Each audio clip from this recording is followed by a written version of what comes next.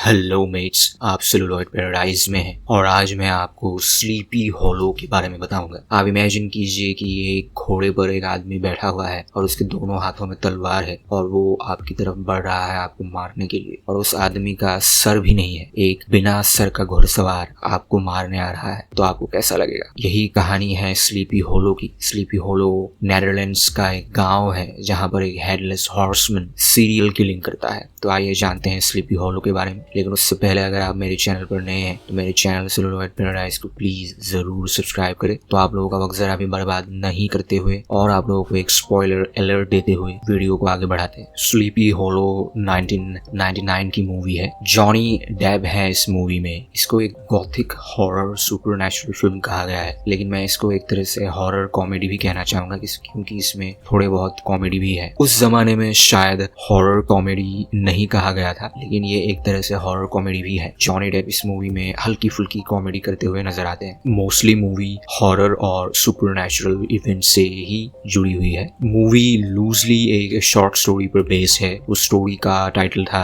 The legend of sleepy hollow, जिसको 1820 में Washington अर्विंग ने लिखा था, और इस मूवी को डायरेक्ट किया है टिम बर्टन ने। कहानी है इकाबॉड क्रेन की, जो न्यूयॉर्क पुलिस डिपार्टमेंट में एक कांस्टेबल डिटेक्टिव है, और ये समय है 1799। पुराना वक्त है 1799। तो उस वक्त का न्यूयॉर्क दिखाया गया है। उस वक्त का जो ब्रिटिश एम्पायर था वो दिखाया गया है। तो इकाबॉड क्रेन एक यंग कांस्टेबल है, डिटेक्टिव है, जो साइंटिफिक तरीकों पर भरोसा करते हैं। साइंटिफिक तरीकों की मदद से किसी केस को इन्वेस्टिगेट करना ठीक है, ये वो मानते हैं। तो हम कह सकते हैं कि उस जमाने में नए नए फॉरेंसिक साइंस, जो अब हम फॉरेंसिक साइंस कहते हैं, तो उस वक्त वो फॉरेंसिक साइंस की शुरुआत थी। तो इकाबॉड क्रेन साइंटिफिक तरीकों पर यकीन रखते हैं, लेकिन बाकी लोग इन तरीकों पर इतना भरोसा नहीं करते हैं, जिसकी वजह से क्रेन को बुलिंग का सामना करना पड़ता है। और उसके इस साइंटिफिक तरीकों पर भरोसा करने की वजह से न्यूयॉर्क पुलिस डिपार्टमेंट उसे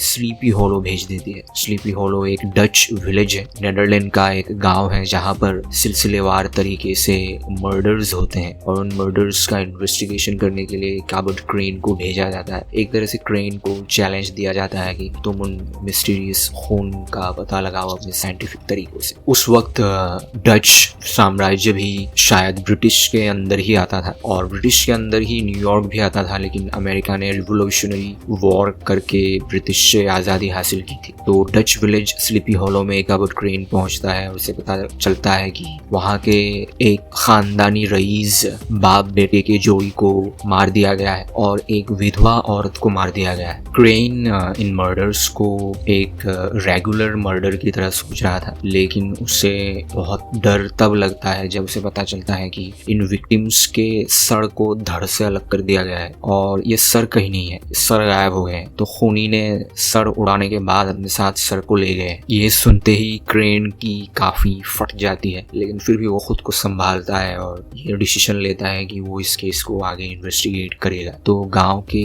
इम्पोर्टेंट लोग मिलकर क्रेन को बताते हैं कि ये सारे खून कर रहा है एक हेडलेस हॉर्समैन, और ये हेडलेस हॉर्समैन एक वॉरियर था जब वो जिंदा था। वो अब मुर्दा है, एक मुर्दा हेडलेस हॉर्समैन लोगों को मार रहा है। वो लोग ये मानते हैं कि अब ये हेडलेस हॉर्समैन एक जिंदा मुर्दा है जो पूरे गांव के लोगों को खत्म कर देगा। वो क्रेन को बताते हैं कि ये हेडलेस हॉर्समैन एक वॉरियर था, एक हैसियन वॉरियर था। अब हैसियन वॉरियर्स रियल लाइफ में जर्मन के सोल्जर्स थे जो अमेरिकन रिवोल्यूशनरी वॉर के दौरान ब्रिटिशर्स की ओर से जंग लड़ते थे। इनको हम फ्रीलांस मर्सनरी कह सकते हैं। जर्मनी की ओर से लगभग 30,000 योद्धाओं ने ब्रिटिशर्स की ओर से जंग लड़ी थी, और जर्मन के इन योद्धाओं में से 65% जर्मन के 2 स्टेट्स से आते थे, एक हैस कैसल और एक था हैस हेनाउ। इस वजह से इन योद्धाओं को हैसियन कहा जाता था। ये हैसियन योद्धाएं अपने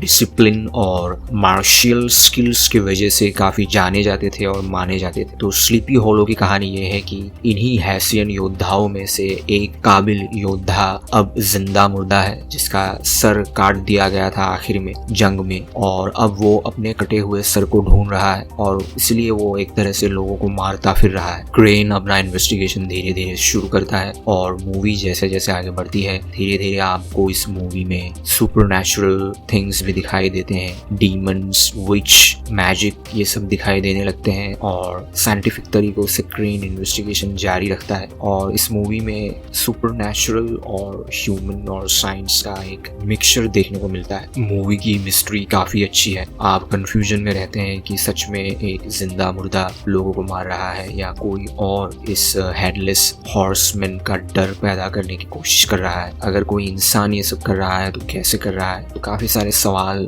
उठते जाते हैं आपके मन में और आपको मूवी के आखिर तक वेट करना पड़ता है। टिम बर्टन का डायरेक्शन काफी बढ़िया है। उस वक्त VFX या CGI नहीं थे, स्पेशल इफेक्ट्स कहा जाता था, तो स्पेशल इफेक्ट्स मूवी के काफी खूबसूरत है। ड्यूरेशन भी मूवी का डिसेंट है, 2 घंटे के आसपास है मूवी। और जॉनी डेप बेहतरीन एक्टर है, बहुत खूबसूरत एक्टिंग की है इस मूवी में। ये movie pirates of the Caribbean franchise के शुरू होने से पहले की है और इस मूवी को जब आप देखते हैं तो आपको लगता है कि जॉनी डेप सच में जैक स्पैरो के किरदार के लिए ही बने हैं, क्योंकि इस मूवी में भी आपको जैक स्पैरो की थोड़ी बहुत फील आई। जॉनी डेप के अलावा इस मूवी में क्रिस्टीना रिकी एक इम्पोर्टेंट रोल में है, मिरांडा रिचर्डसन भी है मूवी में और माइकल गैम्बॉन भी है और क्रिस्टोफर वॉल्कन ने हेडलेस हॉर्समैन का रोल प्ले किया है। स्लीपी हॉलो आपको अमेज़न प्राइम पर मिल जाएंगी, आप वीकेंड में इस मूवी के मजे ले सकते हैं। सो दोस्तों आज के लिए इतना ही। अगर आज का वीडियो आपको अच्छा लगा तो मेरे चैनल सिलुएट पैराडाइज को प्लीज जरूर सब्सक्राइब कीजिएगा, वीडियो को लाइक कीजिएगा, अपने मूवी बडीज के साथ इस वीडियो को शेयर कीजिएगा। मैं मिलता हूँ आपसे अगले वीडियो में, तब तक आप अपना ख्याल रखिए। Have a great time. Thank you so much.